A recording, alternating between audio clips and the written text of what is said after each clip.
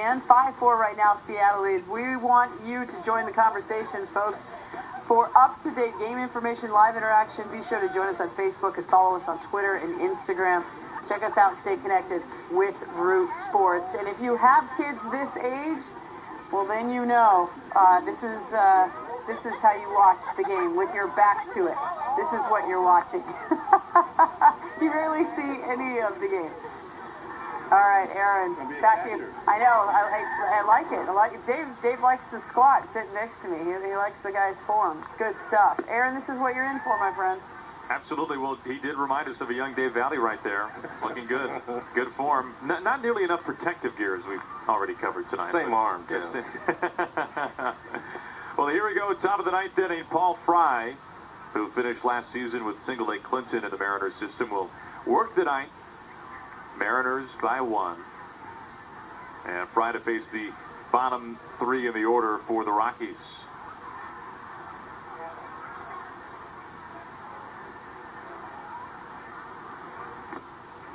Mike, talking about Leon and Carson Smith, what impressed you the most about Smith during his September debut last season? Because he was nearly unhittable at times. Well, first and foremost, that immediately from the time he showed up when he came out of the pen, he was throwing strikes. And I think that for me, watching him, I was a little bit concerned because of his delivery.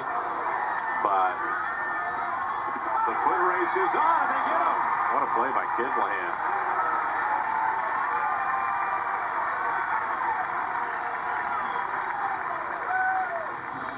Take a look. And Kidlahan stays with it.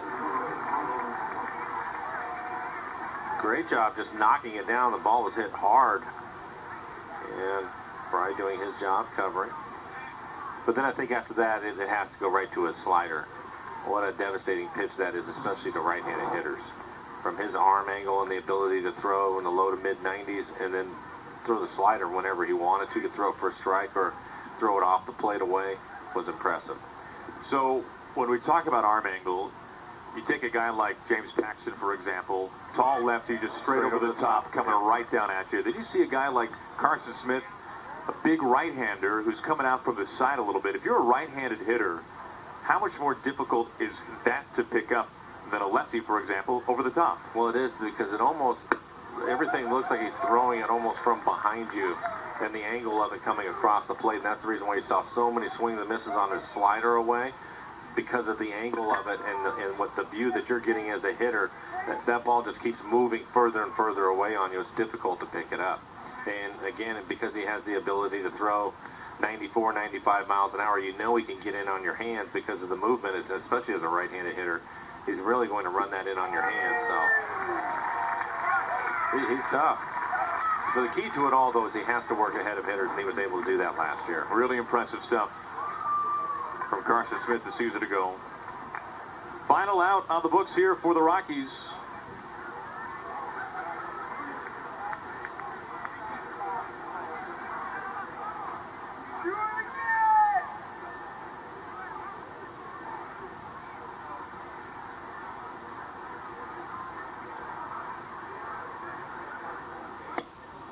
You know, and a real key for him is, can he do it again?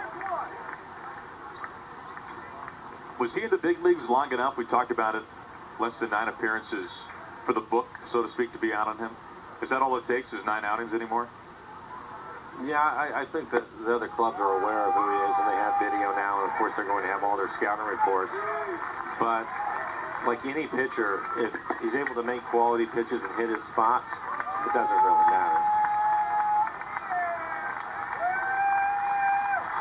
1 strike away. And there she is. Nice work by Paul Fry. Retires the side in order. A couple of strikeouts. And the Mariners with this one by a final score of 5-4. Mike, the best news? Everybody's okay. Everybody's healthy after this one. Everybody's healthy. And I think some good news, too, is I thought Jay Happ threw the ball much better today. He had a good fastball. I like his breaking ball. Threw some sliders.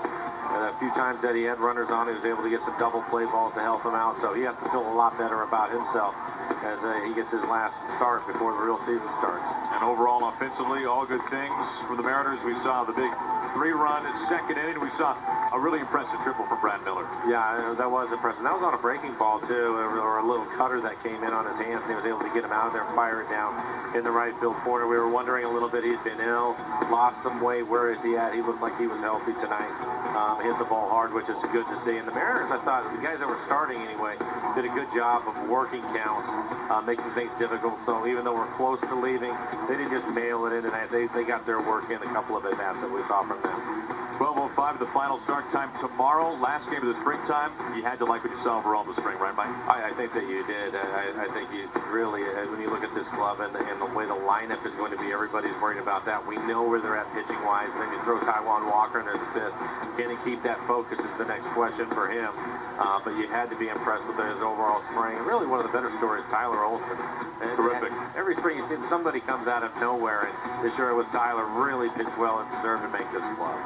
Well, that'll do it for us tonight. The Mariners win at 5-4. Opening day coming up Monday. King Felix, happy Felix Day well in advance. He'll take on Jared Weaver. We'll talk to you then Monday at noon from downtown Seattle at Safeco Field. Opening day. The Mariners hoping to get 2015 off on the right note.